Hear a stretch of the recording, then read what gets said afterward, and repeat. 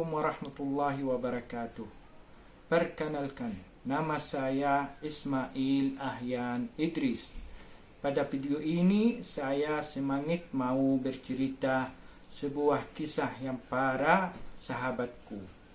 Kisah ini tentang legenda singkat rakyat Timun Mas. Cerita rakyat Sulawesi Tengah. Legenda Putri Duyung. Bu Sirini namanya. Ia seorang janda yang menginginkan seorang anak agar dapat membantunya bekerja. Suatu hari ia didatangi oleh raksasa yang ingin memberi seorang anak dengan syarat apabila anak itu berusia 6 tahun harus diserahkan ke raksasa itu untuk disantap. Bu Sirni pun setuju. Raksasa memberinya biji mentimun agar ditanam dan dirawat. Setelah 2 minggu di antara buah ketimun yang ditanamnya, ada satu yang paling besar dan berkilau seperti emas. Kemudian Mbok Sirini membelah buah itu dengan hati-hati.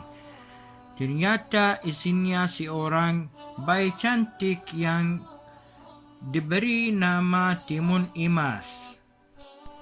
Semakin hari, Timun Emas tumbuh menjadi gadis jelita. Suatu hari, datanglah raksasa untuk menagih janji Mbok Sirni. Amat takut kehilangan Timun Emas. Dia mengulur janji agar raksasa datang 2 tahun lagi, kerana semakin dewasa, semakin enak untuk disantap. Raksasa pun setuju. Mbok Sirni pun semakin sayang pada Timun Emas. Setiap kali ia teringat akan janjinya, hatinya pun menjadi cemas dan sedih. Suatu malam, Mbok Sirni bermimpi agar anaknya selamat. Ia harus menemui petapa di Gunung Gundul. Paginya, ia langsung pergi.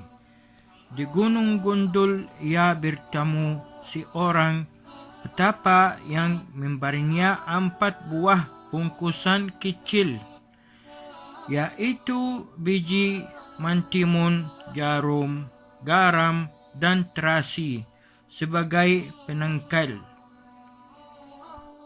Sesampainya di rumah, diberikannya 4 bungkusan tadi kepada Timun Emas dan disuruhannya Timun Emas berdoa.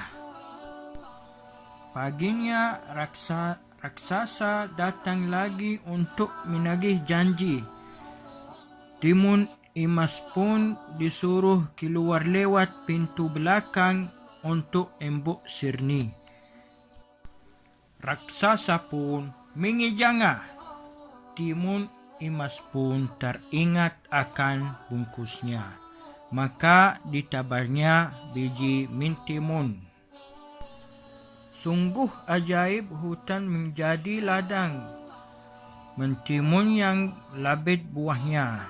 Raksasa pun memakannya, tapi buah timun itu malah menambah tenaga raksasa. Lalu Timun Emas menaburkan jarum. Dalam sekejap tumbuhlah pohon-pohon bambu yang sangat tinggi dan tajam. Dengan kaki yang berdarak-darak, raksasa terus mengejar. Timun Emas pun membuka bingkisan garam dan ditaburkannya. Seketika hutan pun menjadi lautan luas. Dengan kesakitannya, raksasa dapat melewati. Yang terakhir, Timun Emas akhirnya menaburkan terasi. Seketika terbentuklah lautan lumpur yang mendidih. Akhirnya raksasa pun mati. Terima kasih Tuhan, Engkau telah melindungi hamba-Mu ini. Timun Emas mengungkap syukur. Akhirnya Timun Emas dan Ibu Sirni hidup bahagia dan damai.